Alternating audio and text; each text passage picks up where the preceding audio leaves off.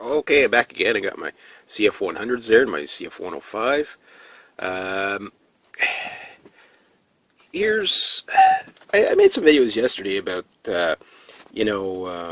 what does Canada need in a new fighter interceptor slash multi-role attack bomber reconnaissance strike fighter interceptor. I might have repeated a few there, but you get the idea. Canada needs a multi-role airplane, the jack of all trades, one that did everything.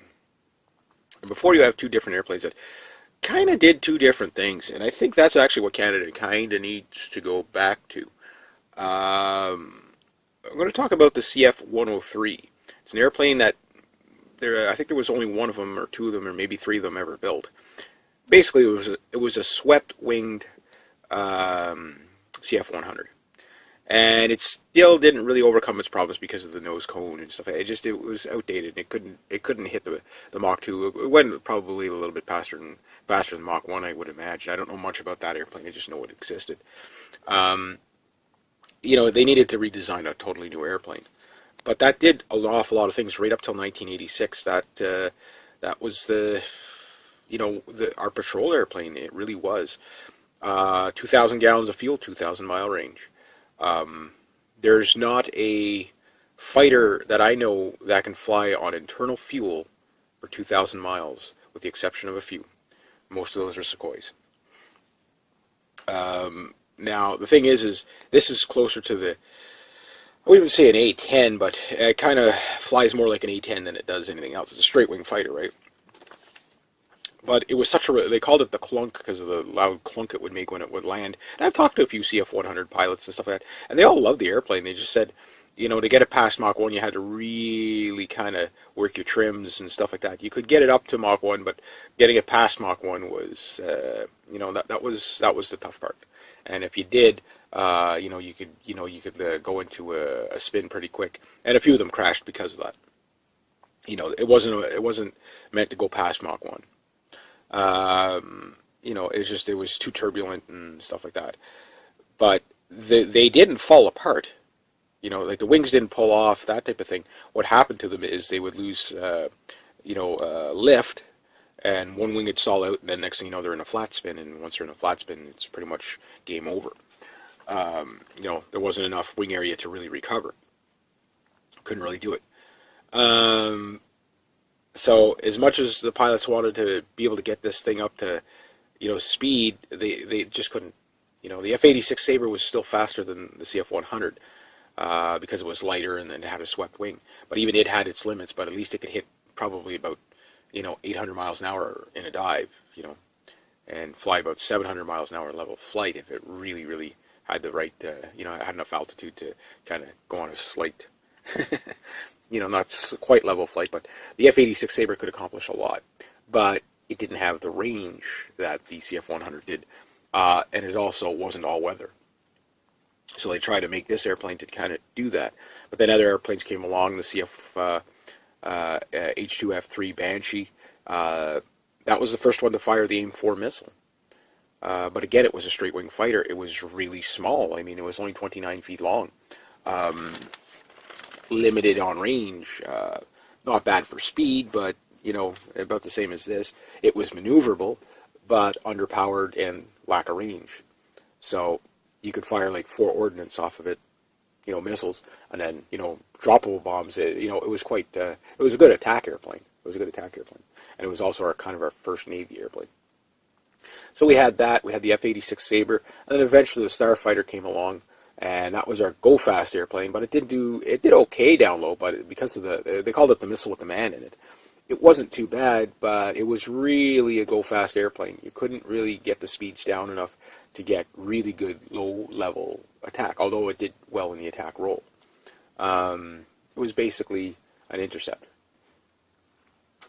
Then the F-5 comes along. Again, another great airplane, but it wasn't all-weather. The CF-105, CF-104 Starfighter, it was kind of an all-weather machine, but kind of wasn't.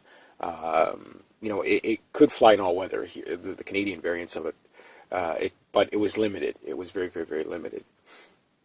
And it was a Widowmaker. I mean, it was a difficult airplane to fly.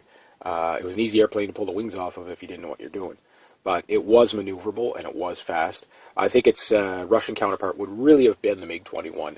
MiG-21 against the 104 Starfighter, I think, would have been the perfect matchup.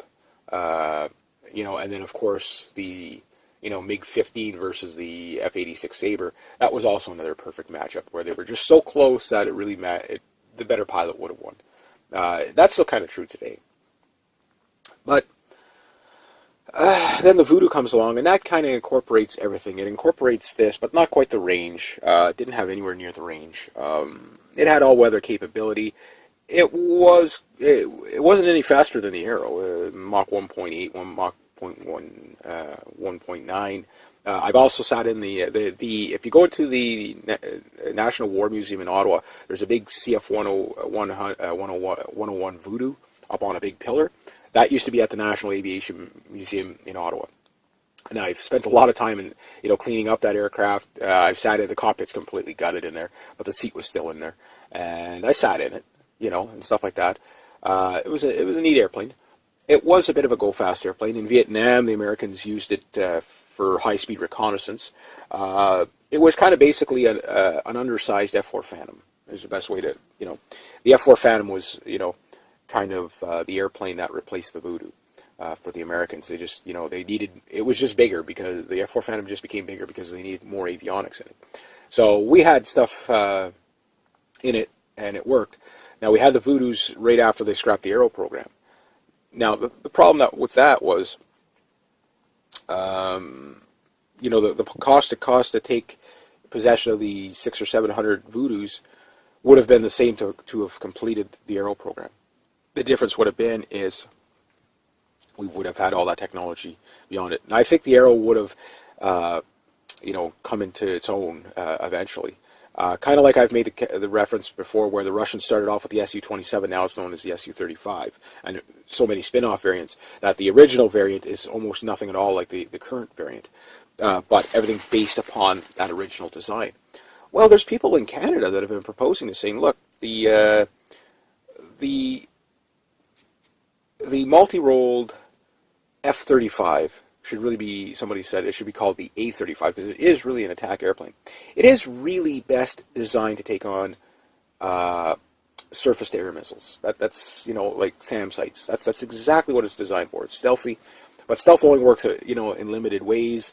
The anti-stealth technology is is way ahead of it. That's why I'm not a big, you can incorporate a stealth shape, it'll give you an advantage. But I would not use stealth materials because you get shot down too easy.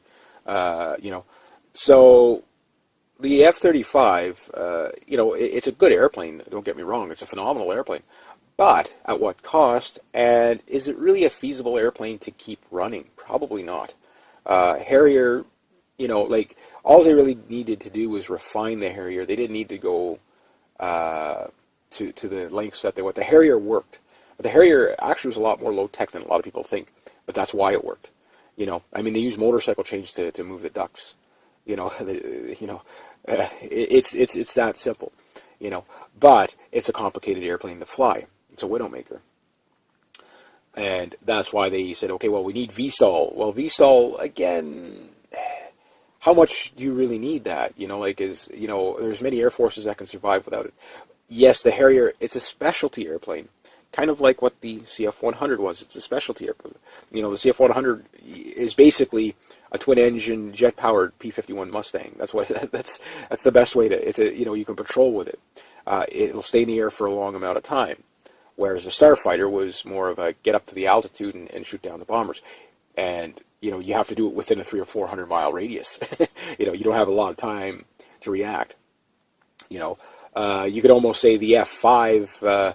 Was a dedicated dogfighter, but it could only do it in good weather. It was, the ones we had weren't all weather,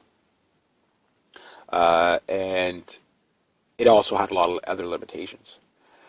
So the the F-35 is really an attack airplane. It will, it can be a super fighter, but it already has been outclassed by many Russian airplanes. Now, the thing is whenever they do these kind of exercises where it's like world exercises where, NATO participates and, everybody's kind of against everybody, and they fly all kinds of scenarios. They do it with the warships and everything like that. What they found was that the Su-35 flew circles around the F-35. It flew circles around it. Remember, there's only a handful of them in existence. I don't know. I know there's about 9 or 10 F-22s, and the Su-35 also was able to outfly the F-22 in certain. Apparently, the avionics are better. The airframe is much better on the F-22. Nothing compares to that. That's a real super fighter. But this thing actually, in some areas, approaches F-22 category. Yeah, I know people are going to say, well, dude, this is not an F-22, not even close. Well, we need to look at not what it was designed to do, but what did it accomplish. And now there were Arrows 201 to Arrows 205 that flew. Arrow 206, I don't believe flew. Maybe it flew once. I can't remember. Somebody will correct me on that. There was a university guy. First, I'm going to tell you about the university. And I love university professors who are so convinced in their superiority and intellect that anybody that doubts them, And this guy just shows me how much he doesn't know about airplanes. I mean, I'm not a pilot. I've only got a couple hours of flying time, but growing up, I was one of the biggest aviation buffs you could possibly imagine. Why? Because of science and technology. And after working in an aviation museum for almost a year, the first thing I realized is how much I don't know. About the aerospace industry. But there's an awful lot I do. My loves are World War II airplanes. I also love older, World War I era, all that stuff. But everybody, most aviation nuts get into the World War II, the Spitfires and the Messerschmitts and all that. And one of the coolest airplanes I think ever developed in history, which still has potential today, was the first and only rocket-powered interceptor, the ME 163B. Messerschmitt 163B, and it was a rocket-powered interceptor. And the amount of technology that got spun off of that, it was a lift body. It was much like this, and mind you, it was only 19 feet long, basically, a tad bit longer than that car. It almost looked cartoonish, and pilots got grounded when they reported seeing airplanes flying at insane speeds. Without propellers, and people thought, okay, the battle stress is getting to the guys, and they ground them. But after a while, they found out it was a new type of airplanes that the Germans came up with, and it had a little generator propeller on the front to run the controls. Providing it didn't blow up on landing or takeoff, it was actually almost too much performance for its day, because you had two 30mm cannons, and when you would approach a B-17, you were doing about 600 miles an hour. It was the fastest airplane in the world for the longest time. It also held the altitude record for the longest time. It made it to 60,000 feet. This is World War II technology, okay? And most of it was made out of steel and wood. Balsa wood coverings on it. It was an amazing airplane. But it only had about a 26-mile range. Again, providing it didn't explode on landing or takeoff. So that was extraordinary technology. Now, that was in World War II. This came in the 1950s. This was extraordinary technology. Let's talk about what it got accomplished. Okay, I'm back again. I got my CF-100s there and my CF-105. I made some videos yesterday about, what does Canada need in a new fighter interceptor / multi-rolled attack bomber, reconnaissance strike fighter interceptor. I might have repeated a few there, but you get the idea. Canada needs a multi-rolled airplane. The jack of all trades, one that did everything. And before you have two different airplanes that kind of did two different things, and I think that's actually what Canada kind of needs to go back to. I'm going to talk about the CF-103. It's an airplane that I think there was only one of them, or two of them, or maybe three of them ever built. Basically, it was a swept-winged CF-100, and it still didn't really overcome its problems because of the nose cone and stuff. It was outdated. And it couldn't hit the Mach 2. It went probably a little bit faster than Mach 1, I would imagine. I don't know much about that airplane. I just know it existed. They needed to redesign a totally new airplane. But that did an awful lot of things right up till 1986. That was the our patrol airplane, it really was. 2,000 gallons of fuel, 2,000 mile range. There's not a fighter that I know that can fly on internal fuel for 2,000 miles, with the exception of a few. Most of those are Sukhois. Now, the thing is this is closer to the, I wouldn't even say an A-10, but it kind of flies more like an A-10 than it does anything else. It's a straight-wing fighter, right? But it was they called it the clunk because of the loud clunk it would make when it would land. And I've talked to a few CF-100 pilots and stuff like that, and they all love the airplane.